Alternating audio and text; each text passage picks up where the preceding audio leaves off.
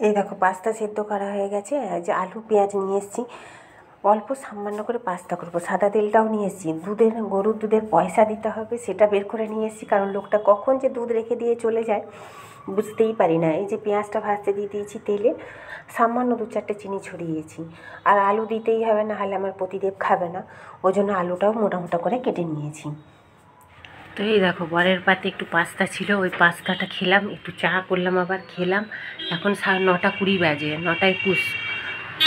বিছানাপত্র সমস্ত গোছানো গেছে। মশারিগুলো বর মশাই গোছাতে পারে না, বলি না, ওগুলো এখন গোছাবো। মুখটা না কাল পরশু থেকে ভীষণ টানছে, ভীষণ, কেন কে জানে, জানি না। আজকে একদম ঠান্ডা লাগছে না। সকালবেলা উঠে দেখছি কি কুয়াশা, আবার দেখো 2 দিন ধরে ভালো রোদ হলো। আজকে অবশ্য রোদ বেরিয়ে গেছে এতক্ষণে।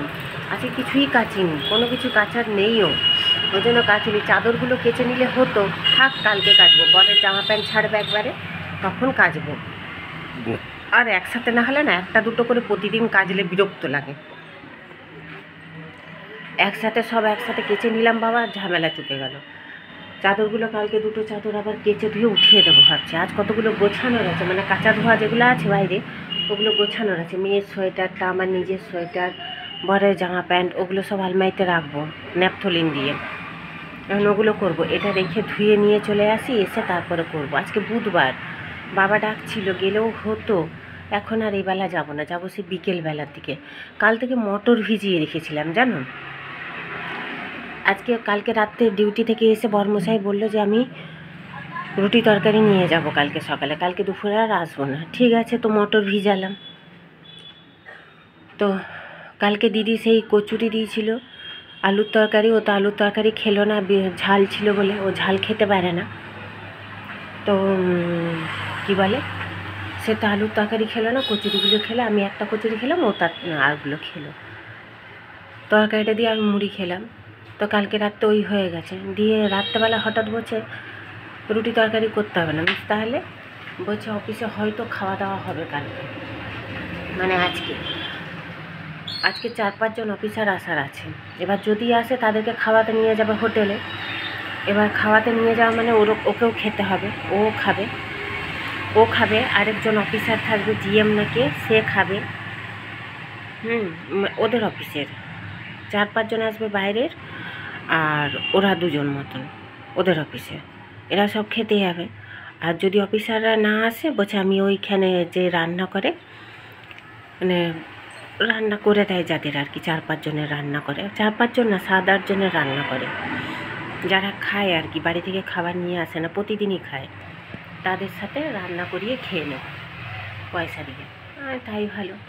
বলছে রাতেও আমার জন্য ভাত তরকারি রাখবে না, রাতে তখন ঘুগনিটা করে দেবে, রাতে রুটি ঘুগনি খেয়ে নেবো। ওই জন্য মটরটা ভেজানোই আছে কাল থেকে। মটরটা সেদ্ধ করে রেখে দেবো ভাবছি, নাহলে যদি নষ্ট হয়ে যায়, কারণ গরমটা ভালো আছে জানো। দুধটা সেই পরশুর, তার আগের দিনের দুধটা কেটে গেছিলো। অবশ্য পরশু থেকে ওই জন্য দুধ আলাদা আলাদা ফুটাচ্ছি, যদি কেটে যায় কোনো একটা দুধ। অবশ্য কাটেনি দেখছি, পরশুর দুধটাই এখন শেষ হলো। কালকের আর আজকের দুধটা ফুটিয়ে নিয়েছি। এখন এই বিছানাটা গুছাই, আরও টুকিটাকি কাজ আছে। জামা কাপড়গুলো গুছাবো, একটা না দুটো ডিব্বা ডুব্বি ধোয়ার আছে, সেগুলো ধোবো। কারণ কালকে ক্রিম কেক আর বিস্কুটটা নিয়ে এসেছি, ওটা ঢালবো। দিদিকে গুড় আনতে সেই আমি আরেকটা বিস্কুটের ডিব্বা ছিল আমার, ওটা দিয়ে দিয়েছিলাম। তো সেটা হচ্ছে তোমার, সেই জন্য আরেকটা ডিব্বা দরকার। ডিব্বাটা রান্নাঘরে একটা ডিব্বা আছে, ওই ডিব্বাটা ধুয়ে নিলে হয়ে যাবে আমার। আর গুড় যে আনতে দিয়েছিলাম, দিদি কালকে 1 গাদা গুড় দিয়েছেন। খেজুর গুড় খাবে না, দাদার সুগার, আর হচ্ছে দিদি খায় না। আর আমি খাই, আমার বলতে নেই আমার সুগার নেই, কিন্তু আমার বরের সুগার, ওকে দেই না। খাই বলতে কি, অত গুড় কী দিয়ে খাবো, ওই জন্য ফ্রিজে রেখে দিয়েছি। আমার নিজেরও তো খেজুর গুড় পড়ে আছে, জানি না, মেয়েটাকে দেবো ভাবলাম, দিয়ে ভুলে গেছি জানো, যে ছোটো কৌটো 1 কৌটো মেয়েটাকে দিয়ে দেবো, মাঝে সাঝে রুটি দিয়ে খেয়ে নেবে। কালকে যেমন হোস্টেলে ডিমের তরকারি রুটি দিয়েছে, ও ডিমের তরকারি তো খায় না, শুধু রুটি খেয়েছে। ওই কারণে দিয়ে দিলে কি, ও রুটি দিয়ে গুড় দিয়ে খেয়ে নিতে পারবে। সেটা ভুলে গেছি, পাটালি গুড়টা দিয়েছি, জল গুড়টা দিতে ভুলে গেছি। আর ওর বাবা বললো ভালো করে দেবে, কারণ যদি পড়ে যায় ব্যাগের মধ্যে। সে একদমই ভুলে গেছি, মাথা থেকে বেরিয়ে গেছে। আজকে ওদের পিকনিক নিয়ে যাওয়ার কথা, চলে গেছে 8টার সময়। সামনেই ওদের কলেজের বাসে করে নিয়ে গেছে, সামনে ওদের কলেজ থেকে সামনে 5-10 মিনিটের রাস্তা। তাও অনেক বাচ্চা, অনেক স্টুডেন্ট যাবেন তো, ওই জন্য হচ্ছে তোমার বাসে করে নিয়ে গেছে। ফোন করেছিলাম 7টায়, আজকে উঠেছি দেরিতে, ফোন করে তারপরে উঠেছি মেয়েকে। জানেন কাঁচা ধোয়া নেই, শুধু পাস্তা বানাবো। কাজ ভাজগুলো সেরে এসে পাস্তা বানিয়ে দিয়েছি বরকে, সে খেয়ে দিয়ে গেল, আমি যে একটু ছিল খেলাম। এখন এই কাজগুলো করে নিই, চলো দিয়ে স্নান করবো, পুজো সারবো। পরশু থেকে আটাটা ঢালিনি, কেন বলো তো? আটার কৌটোয় না আগের আটা আছে, আগের আটাটা ভালো না।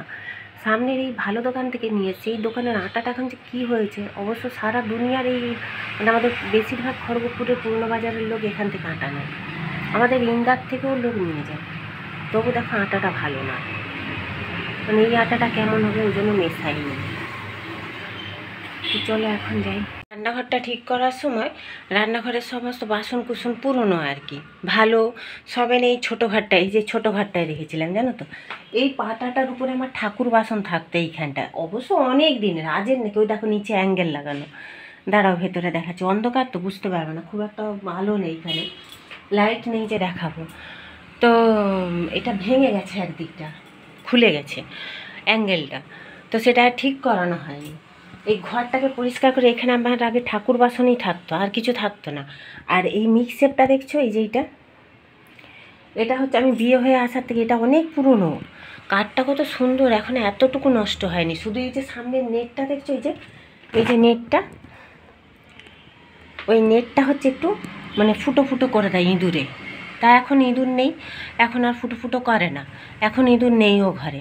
আগে ছিল, তখন করতো। আগে যখন আমার শাশুড়ি হচ্ছে চাকরি করতো অফিসে, আজ 2016-তে রিটায়ার হয়ে গেছে আমার শাশুড়ি, তখন হচ্ছে যখন চাকরি করতো তখন এখানে সদা মাল রাখা হতো, মানে মাস কাবারি যে জিনিস, আটা, চিনি, চা পাতা, বিস্কুট সব এর মধ্যে রেখে লক করা থাকতো, কারণ তখন কাজের লোক ছিল, দুবেলা কাজের লোক আসতো ঘরে, ওই কারণে হচ্ছে লক করা থাকতো। আর বড়ো পিসি শাশুড়ি যে মানে আমার বরের যে বড়ো পিসি, তিনি এখানে থাকতেন, মানে আমার শাশুড়ির কাছে থাকতো, বিধবা মানুষ, এখানে থাকতো, তার বাচ্চা কাচ্চা কেউ নেই, তো সে এইসব আগলে টাগলে গুছিয়ে রাখতো, আমি এসে দেখেছি। সেও 2016-তেই মারা গেছে, শেষের দিকে এপ্রিল মেতে। তো এইগুলো এখন আমি যে এই প্লেটটা আমার, এইটা হচ্ছে আমার বর মশাই যে চাউ পাস্তা টাস্তা খেতে খুব ভালোবাসে, এই প্লেটটা আমি প্রাইজ পেয়েছিলাম মিউজিক্যাল চেয়ারে, ওরই ক্লাবে। তো সেইগুলো হচ্ছে তোমার প্লেটটা খুঁজতে এসে তখন এই যে এইগুলো পরিষ্কার করছি। দেখো এখানে ওই টুকির আগে জিনিসপত্রগুলো আছে, দেখো ওগুলো সব অন্ধকারে বুঝতে পারছো কি না জানি না, ওগুলো সব পরিষ্কার করছি। আর এইটা হচ্ছে আমার আগের যা, বুঝেছো? তো এখন পরিষ্কার করে নিয়ে চলো। এখানে একটা শিশির আছে ভালো, যে বোতলগুলো ছিল সেগুলো ফেলে দেবো, ওই যে হাঁড়ি ফাড়িগুলো ওগুলো বেরিয়েছে, ওগুলো ফাটা, ওগুলো হচ্ছে তোমার বিক্রি করে দিলে হয়ে যায়। দেখা যাক, এখন রান্নাঘরে নিয়ে যে রাখি, পরে তখন দেখা যাবে। তো এই দেখো, এই যে মিক্সআপের ওই দেখো ছোটো ছোটো ফুটোগুলো, যে নেটটা দেখো, দেখেছো? এটা অনেক দিনই করেছে, এখন এখানে কিছুই থাকে না, ওই যে ঠাকুরের গামলাটা শুধু রেখেছি সিন্নি ঘরার, আর হচ্ছে ঠাকুরের চৌকিটা, এছাড়া আর এখানে কিছু নেই সেরকম, মানে ব্যবহার করার মতন যা আছে সব ব্যবহার করা হয় না এখানে। তো হচ্ছে এইগুলো এখন বের করে টেনে ঠিক করতে হবে। কবে থেকে বরকে বলছি যে একটা মিস্ত্রি নিয়ে এসে এটা টেনে বের করে বিক্রি করে দাও, বেকার কারণ লাগে না। এই কৌটোগুলো লাগবে আমার, ওখানে ছিল, বের করে নিয়ে এসেছি, যে নির্মা নিয়ে এসেছি, গরম জল বসিয়েছি, এখন ভিজিয়ে রেখে দেবো, কারণ ঘরে এখন কাজ করব, অনেকগুলো কাজ আছে, মানে ধোয়া জামা কাপড় আছে, সেগুলো ওঠাবো, ওই কারণেই হচ্ছে তোমার এগুলো এখন ভিজিয়ে রেখে দেবো। আর একটু ভিজলে কি হয় বলো তো, গরম জলে মানে ময়লাটা তাড়াতাড়ি ছেড়ে যায়। এই প্লেটটা খোঁজার জন্যই গেছিলাম ওখানে। তো হচ্ছে যেহেতু রান্না বাড়া সেরকম করবো না দুপুরবেলা, আর বর রাতেরও চিনতে নেই, কারণ বরমশাই রাত্রে ভাত খাবে না বলেছে, ভাত খেলে একটু চিন্তা থাকে, মানে কি তরকারি করে রাখবো এই আর কারণে। নিজের জন্য যাই হোক একটু কিছু মাছ আছে ফ্রিজে, মাছ বের করে একটু করে নেবো, আর একটা যাই হোক শাক হোক কি লাউ হোক যাই হোক একটু করে নেবো, ব্যাস হয়ে যাবে। তা আমাকে কেমন লাগছে বলো, জানিও। এটা কি বলো তো, এটা অনেক পুরোনো, আগে 2-3 বছর আগে কারণ, কিন্তু ভালো পাওয়া। এই চশমাটা করলে পুরো ক্লিন দেখতে পাই আমি, নিট অ্যান্ড ক্লিন একদম। ওই যে ছোটো ঘরটা থেকে ওগুলো বের করছিলাম না, তখন চশমাটা পরেছিলাম। চশমাটা পরিষ্কার করলাম কলিং দিয়ে, পুরো পরিষ্কার দেখা যাচ্ছে, এখন ঝকঝক করছে। অ্যাকচুয়ালি আমার দূরের জিনিসটা কষ্ট হয়। এই যে দূরের দোকানে ওই যে লেখা আছে না, দুধের দোকানে দই ঘি এগুলো খালি চোখে দেখতে পাই না, দেখতে পাই কিছু একটা লেখা আছে, কিন্তু পুরো স্পষ্ট দেখতে পাই না। হ্যাঁ, এই যে চশমাটা পরেছি একদম স্পষ্ট দেখতে পাচ্ছি, ছোটো ছোটো লেখাগুলোও দেখতে পাচ্ছি, কিন্তু পড়ি না ইচ্ছে করে। আমার এগুলো সুসুর সুসুর করতে থাকে, আর মনে হয় যেন উঁচু নিচু উঁচু নিচু মনে হয় এই না পড়ে পড়ে। এখনই খুলে দেবো, বেরিয়ে দেখছি ঝুল আছে নাকি ঝাড়বো। তাই ঝুল নেই, পরিষ্কার করেছিলাম এই কদিন আগে, এখন পরে করবো, আজকে আর নয়। এই দেখো চেয়ারের সমস্ত নামিয়ে নিয়েছি, যেহেতু একটা ঘর রাখার তো আর জায়গা নেই। এই চেয়ারটা কিন্তু অনেক পুরনো জানো তো, আমার বরমশাই তাই বলছে এগুলো সব মুছবো এখন আমি। আর এই যে কলিন বের করেছি, যদি পারি কলিন দিয়েই মুছবো একটু একটু অল্প অল্প করে। আর চেয়ারটা 10 বার ধরে উঠতে হবে নামতে হবে, বর তাই সেদিন বলছে। এই বাসনগুলো এখন গোছাবো। এই যে কলিনটা দেখো, কলিনটা দিয়ে অনেক কিছু মুছলাম। আমার যা বললে এই বোর্ডগুলো হালকা করে কলিন দিয়ে মুছে দাও। আমার তো ভয় লাগে বাবা, কোথায় কি কারেন্ট লাগবে তার ঠিক ঠিকানা নেই, কিন্তু যেহেতু দিদি বললো ওই কারণেই মুছছিলাম এই ছোটো ন্যাকড়াটা দিয়ে, মানে কাপড়টা দিয়ে। তো যাই হোক এখন মুছে নিই, দাঁড়াও। এই যে গোছানো হয়ে গেছে, মোছাও হয়ে গেছে, সমস্ত নামিয়ে হচ্ছে বিছানার চাদরটাও পাল্টে নিয়েছি।